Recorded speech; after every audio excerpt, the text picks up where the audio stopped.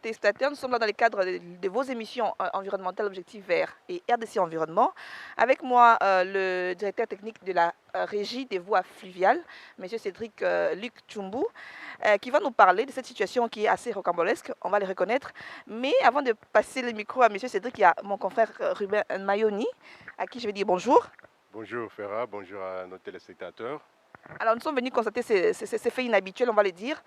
Monsieur Cédric Luc, dites-nous, nous sommes où présentement? Merci beaucoup pour la parole. Nous nous retrouvons présentement à la direction du chantier naval de la RVF, pratiquement au chantier naval, donc au niveau de la DARS de la RVF.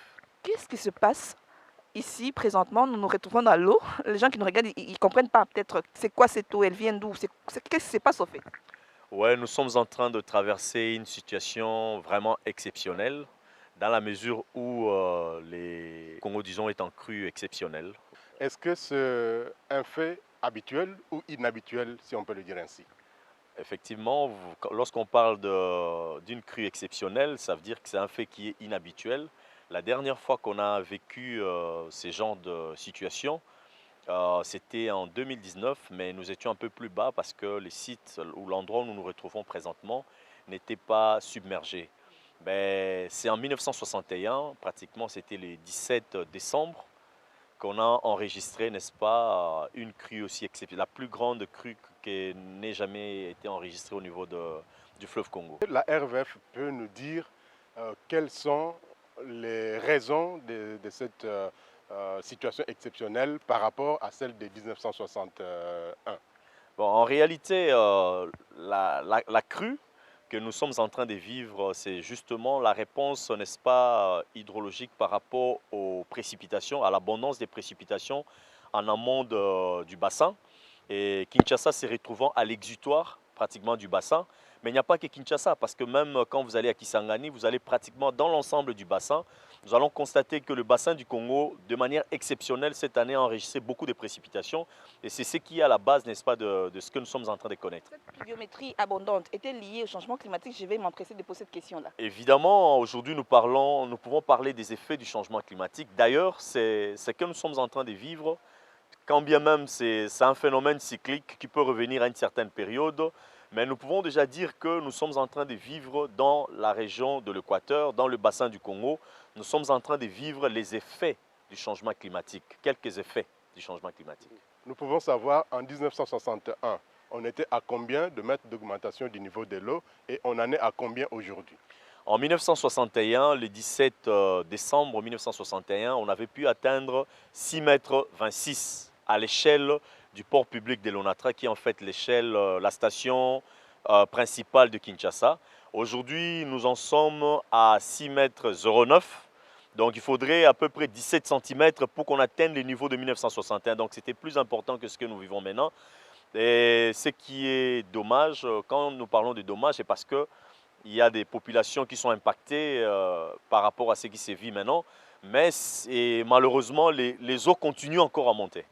Donc si nous devons atteindre les 17 autres centimètres pour arriver à la situation de 1961, ça sera vraiment catastrophique. Donc, il y a encore des situations à craindre à l'étape où on en est. Exactement, il y a encore à craindre. Et d'ailleurs, nous allons demander vraiment à ceux qui continuent encore à traîner sur la rade de Kinshasa de pouvoir prendre les dispositions vraiment importantes, conformément même au communiqué que nous avons annoncé il y a de cela quelques temps. Il faudrait vraiment que les gens puissent évacuer parce que les inondations, généralement, viennent avec des maladies d'origine hydrique. Et donc, c'est très dangereux. Nous risquons, après ces événements ici, de connaître des cas de maladies qui pourraient causer de morts de personnes. Voilà. Est-ce qu'on peut dire qu'on est en face d'une inondation?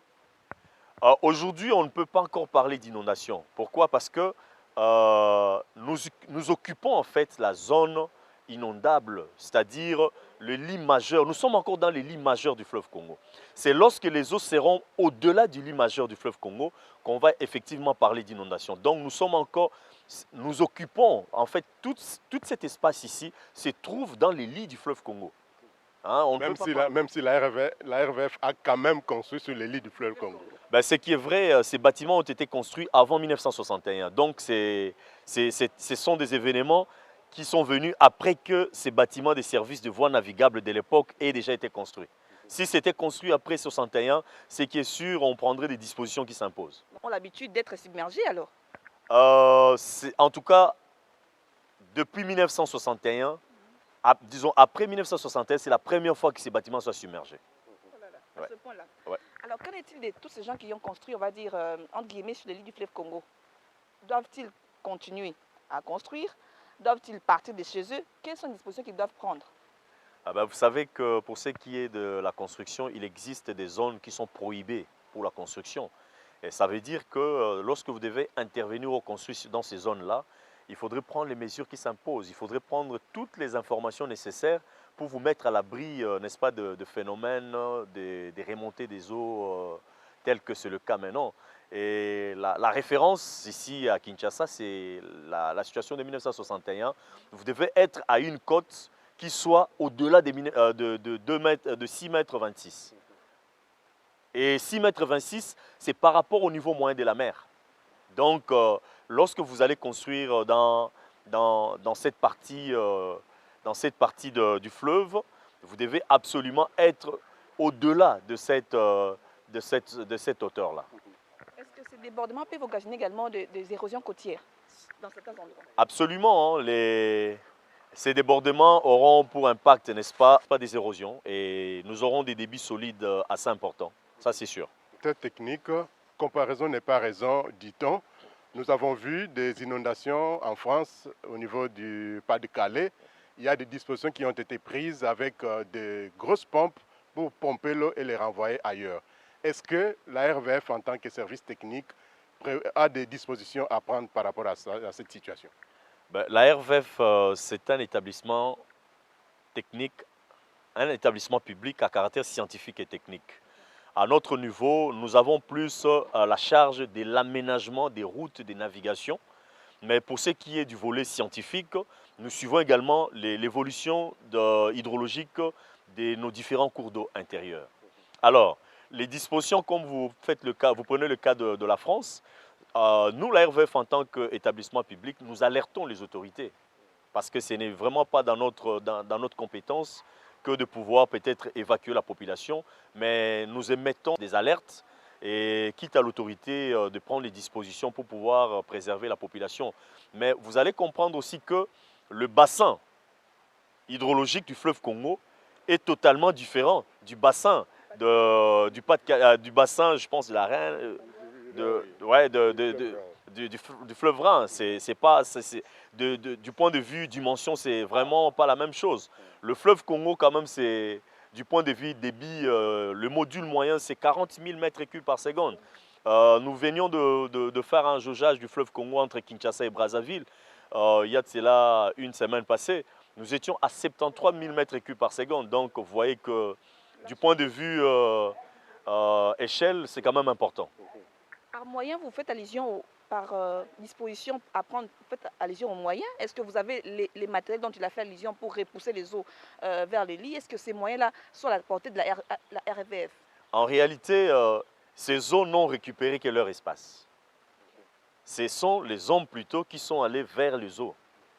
Et donc, comme c'est les lits majeurs, nous avons un lit mineur, c'est la situation de tous les jours. Mais lorsque les eaux reprennent leur espace, on ne peut pas les dégager. Hein, c'est plutôt les humains, les hommes qui doivent prendre des dispositions pour évacuer le temps que la situation redevienne à la normale.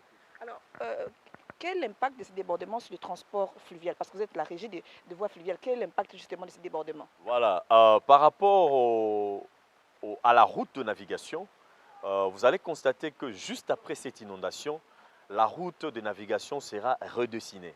Parce qu'il y a eu beaucoup de mouvements de bancs de sable, il y a eu érosion en amont, il y a des arbres, des troncs d'arbres qui se sont implantés. Donc, la RV fera suffisamment du travail juste après cette période ici, même pour ce qui concerne le réseau de suivi hydrologique. Il faudrait absolument qu'on puisse aller vérifier ces stations parce qu'elles peuvent avoir été, n'est-ce pas, d'une manière ou d'une autre impactées. Soit elles ont connu, n'est-ce pas, de problèmes de fixation parce qu'il y avait un courant très important. Mais pour ce qui est de la route de navigation, il est vraiment question que la RVF se mette au travail et on a vraiment besoin de moyens pour pouvoir réaliser cette activité. Par rapport à cette situation, monsieur le directeur technique, est-ce qu'il est conseillé aujourd'hui, pendant ce temps, aux bateaux, par exemple, de naviguer? Les navigateurs ou les armateurs peuvent naviguer. Cependant, il y a une difficulté, c'est au niveau de l'accostage. Vous allez constater que tous les points d'embarquement qu'on appelle notamment ports dans la rade de Kingabwa sont sous eau. Et peut-être que aujourd'hui même l'Onatra, le port de l'Onatra aussi est immergé, est submergé. Donc ça veut dire que peut-être ils peuvent aller accoster à l'Onatra, mais ça devient difficile parce que la quasi-totalité de ports sont submergés. Est-ce que cette période, est-ce que par malheur, on a enregistré des accidents en cette période? Mais qu'est-ce que vous conseillez à ces gens-là qui empruntent souvent les embarcations qui ne sont pas souvent recommandées? Nous venons d'enregistrer un cas de naufrage au niveau du port de l'Onatra. Il y a une barge qui a coulé bas. Et pour ce qui est des embarcations inappropriées, notamment les embarcations en bois qui ont déjà pris du temps, les baleinières, nous leur demandons de prendre beaucoup des prudences parce que la situation n'est pas normale. La situation est quand même exceptionnelle. En réalité, nous faisons la route. Et lorsque la route elle est faite, c'est vraiment ça parce que vous savez, chaque structure de l'État a ses attributions. Et parmi les attributions de la RVF, c'est l'aménagement et l'entretien des routes de navigation. Donc si je comprends bien, quand les embarcations non appropriées heurtent certains bois morts sur le fleuve, donc ça vous incombe donc? Généralement, il faut savoir que nous avons un sérieux problème, notamment lié à la qualité des embarcations, mais surtout au manque de respect de la loi. Parce qu'il est interdit, par exemple, la navigation nocturne est prohibée. Vous allez remarquer que la plupart de ces accidents n'ont lieu que la nuit. Ça veut dire que si la navigation était respectée et si on avait les moyens nécessaires que l'État met à la disposition des armateurs, il n'y aurait pas ces problèmes. La RVF dispose, n'est-ce pas, des albums de navigation. Ce sont en fait des cartes marines qui donnent pratiquement l'itinéraire ou la route qu'il faudra suivre pour qu'un bateau puisse quitter un port A vers un port B. Et vous allez constater que malheureusement pendant la nuit, et soit par manque de formation des pilotes de ces bateaux, ils se dirigent par n'importe quelle manière et ils vont heurter ces obstacles qui malheureusement occasionnent des accidents. Voilà. Monsieur le DT, en revenant à la situation que nous vivons présentement avec la montée des niveaux des eaux, il est toujours dit que les effets des changements climatiques se produisent différemment à différents niveaux. Il peut y avoir une augmentation du niveau des eaux à un endroit et diminution dans un autre endroit. Est-ce que, selon vos analyses, vos calculs, est-ce que vous l'avez dit tantôt qu'il peut s'agir évidemment des effets des changements climatiques? Est-ce que vous avez des prévisions quant à ce? Ce qui est vrai, nous avons des prévisions qui se font. Pour ce qui concerne la situation maintenant, vous allez constater que c'est des événements à cause de toutes les perturbations que nous sommes en train de connaître du point de vue planétaire. Ces prévisions, pour qu'elles puissent tenir, c'est vraiment difficile, hein, puisqu'il n'y a pas longtemps, on venait de connaître la situation en 2019 ici. 4 ans, disons 4 ans ou 5 ans maintenant après, nous reconnaissons la même situation. Mais pour ce qui concerne, n'est-ce pas, la gestion de nos ressources, nous faisons quelques prévisions qui peuvent aller en termes de 10 ans pour savoir l'événement qui s'est produit en telle année, quel est le temps de récurrence qui pourrait encore qui pourrait être indiqué où on peut vivre la même situation. C'est quand même des choses qui se font. D'ailleurs, par rapport à ce que vous venez de dire, vous allez constater qu'en 2011, on a connu une sécheresse incroyable. Juste en face de nous, malheureusement, on ne peut pas arriver parce qu'il y a beaucoup d'eau.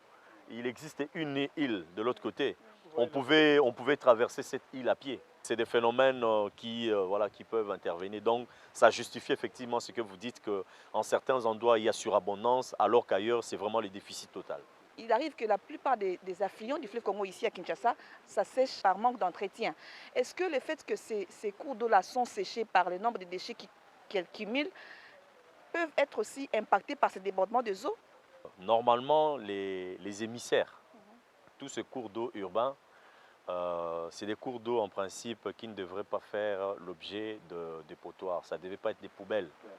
Et La grande difficulté que nous connaissons aujourd'hui, c'est que le fleuve Congo, lorsqu'il atteint 4,50 m, il devient directement un barrage naturel. Et ça fait que tous ces cours d'eau ont du mal à percer, à se déverser dans le fleuve. Par conséquent, il y a un refoulement, il y a un retour de ces eaux. Or, ces eaux-là, malheureusement, ou ces cours d'eau font l'objet, n'est-ce pas, des poubelles. La conséquence, c'est quoi? C'est des maladies c'est des points où les germes se développent facilement et les populations riveraines sont directement impactées par ça. Pour le cas d'espèce, vous allez constater que tout le cours d'eau, notamment nous prenons Bichakuchaku, dans le quartier Barumbu, vous prenez Kingaboa, vous prenez Ndanou, vous prenez... Tous ces cours d'eau aujourd'hui sont en crue parce qu'ils ne peuvent plus pénétrer, ils ne peuvent plus se déverser sur le fleuve. Et tous les déchets qui étaient autrefois jetés par les populations environnantes, malheureusement, se retournent en fait contre eux. Et ce que nous pouvons dire, c'est qu'il faudrait un civisme par rapport, n'est-ce pas, à la gestion de ces ressources et la gestion de nos déchets. Si nous avons un civisme adéquat, nous n'allons pas connaître ce que nous sommes en train de connaître. C'est vrai, les eaux pouvaient être là, parce que c'est un phénomène purement naturel, mais connaître directement ce problème de pollution, ça n'allait pas être le cas. Monsieur le DT, on va devoir terminer cet entretien. Quel est le message de la RVF par rapport à la situation que nous vivons maintenant et quelles sont les projections également de cette régie? Voilà, la régie de voies fluviales continue à insister pour dire que par rapport aux missions qui sont les siennes, nous avons pour rôle, n'est-ce pas, l'aménagement et l'entretien de voies d'eau, mais également le suivi du réseau hydrologique, n'est-ce pas, dans le bassin du Congo. Et par rapport à ça, la RVF va continuer, n'est-ce pas, à informer à la population de tout ce qui se passe, n'est-ce pas, sur le plan hydrologique dans le bassin, et afin de prévenir et préserver la vie des populations congolaises. Et assurer également le travail qui est le sien, c'est celui de pouvoir aménager les routes de navigation, parce qu'elles sont plusieurs. Hein. Mais au-delà de tout ça, c'est lancer l'alerte auprès des autorités pour que la RVF ne soit pas oubliée. Parce qu'aujourd'hui, nous comprenons le rôle que la RVF peut jouer, n'est-ce pas, sur la vie des populations. Avant la période des indépendances, on avait plus ou moins 334 stations de suivi. Aujourd'hui, nous en sommes à moins de 100. Donc, vous comprenez qu'on ne peut pas gérer ce qu'on ne connaît pas. Et pour pouvoir gérer la ressource, nous avons besoin de moyens, nous avons besoin vraiment d'une attention particulière des autorités pour redynamiser ces volets de suivi hydrologique, mais également des activités qui sont les nôtres. Par rapport à la situation actuelle, la population doit savoir que déjà à partir de mi-janvier, en principe, nous entrons en petite saison sèche. Mais pour ce qui est par exemple de Kinshasa, si nous devons parler seulement du cas de Kinshasa, la pluviométrie de Kinshasa n'impacte pas beaucoup sur le fleuve Congo. C'est plutôt la pluviométrie en amont. Et nous savons très bien que le régime du fleuve Congo est régulier. C'est-à-dire que quand il y a étiage dans l'hémisphère sud, dans l'hémisphère nord, c'est la crue. Et donc, avec les eaux qui continuent à venir, la population doit toujours doit être à ses gardes afin de ne pas s'exposer. Parce que, comme je le disais, cette surabondance d'eau ne pourra être suivie que par des maladies. Et pour se prémunir de cela, c'est très important que la population évacue ces zones inondables pour le moment et qu'il y ait cette dynamique où, par exemple, ceux qui sont sinistrés soient pris en charge directement par l'État ou par les familles qui sont dans la zone non sinistrée. Lorsque vous prenez pratiquement la partie Kingaboa, même jusque même Massina, vous prenez la zone, vous allez déjà partir de Kinkole, c'est pratiquement la rade de Kinshasa. C'est toute la rade de Kinshasa parce que c'est difficile que je commence à énumérer. Mais quand vous partez déjà à partir de Kinkole, juste au début du Poul Malebo, jusqu'au-delà de Kinsuka, toute cette zone qui se trouve le long du fleuve est directement visée par cette situation. Écoutez, ces moyens qui seront mis à la disposition, c'est des gens qui vont se faire le mal. Malheureusement.